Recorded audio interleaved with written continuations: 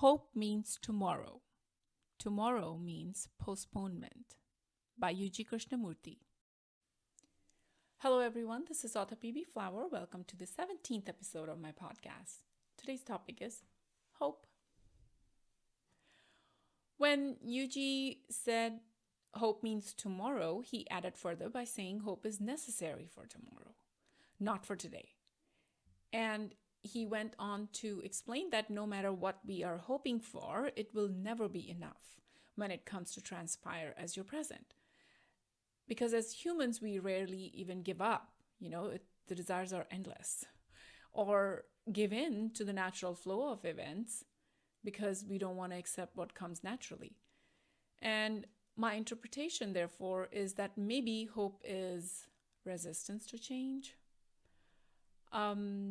Another interesting quote from Yuji is, hope is a high you can't get off. Because hope is always about something better than what it is in the present or in our past. And he also said that seeing today demands action. Tomorrow demands hope. So perhaps hope is then procrastination because we are not acting on it. And Yuji also said that there is no hope, yet it is not hopeless. So hope is always for a better tomorrow, right? That suits us. It also means we have no sense of urgency on action. Because if there was an urgency, we would be acting on it, not hoping. So let's read an excerpt from my series, All Call None, to delve into my interpretation on hope. Now, premise here is that Asher wanted Shamli to train in self-protection. Asher is an engineered reptilian being, and he loves this human hybrid Shamli. And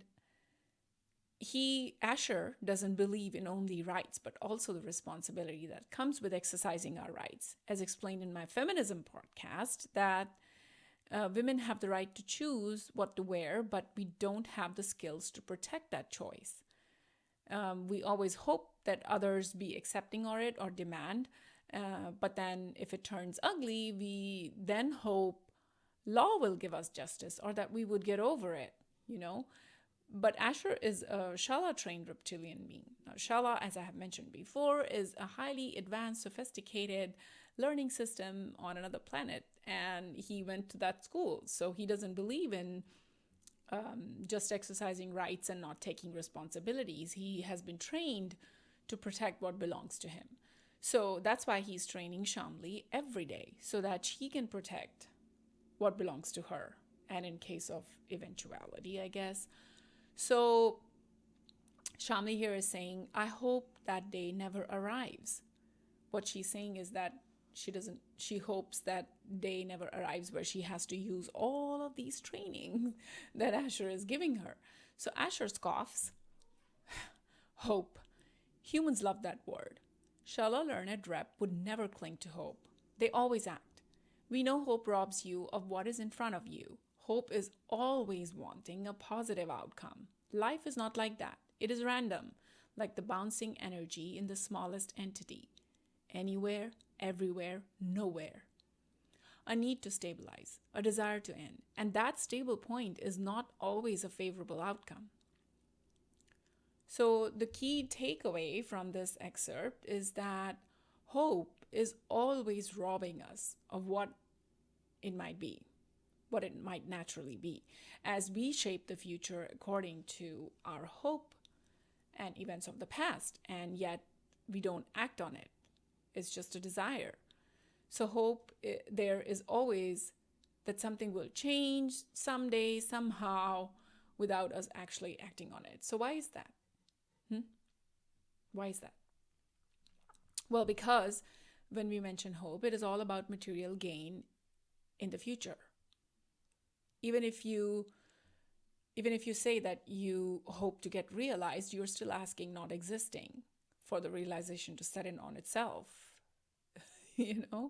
So this ask has no end. And supposedly, if a person does transform to a realized existence, they are not going to run around talking about, I have no desires anymore, because the desire itself would be absent.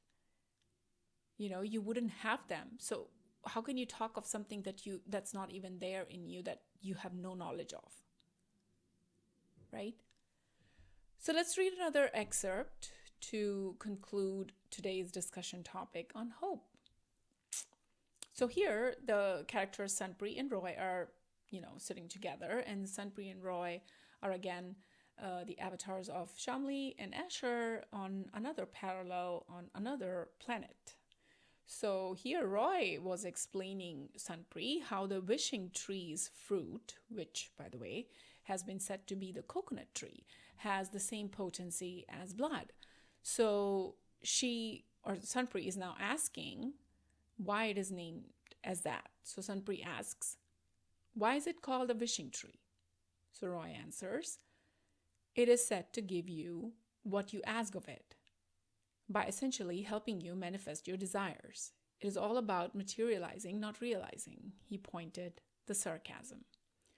He smirked covertly, witnessing his destructive side, seeking sadistic pleasure in the wishing tree enigma.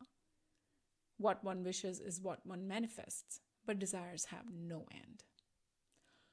So again, this excerpt is indicating the pointlessness in hoping, as it is nothing but an illusion. It is simply asking to manifest a desire that you are postponing for the future, and desires, like he said, have no end. So a hopeful person will perhaps never be content, because even if the desires come to fruition, you won't be fulfilled. You'll have new desires because there's no end to it, because that's life. Does that mean we should stop hoping? No, we shouldn't. That means we shouldn't desire? No, of course not. We are humans. But what does it mean then? Well, it just means that we need to take responsibility and not just sit there and hope. Well, thank you for listening in. This is author P.B. Flower signing off. Until next time.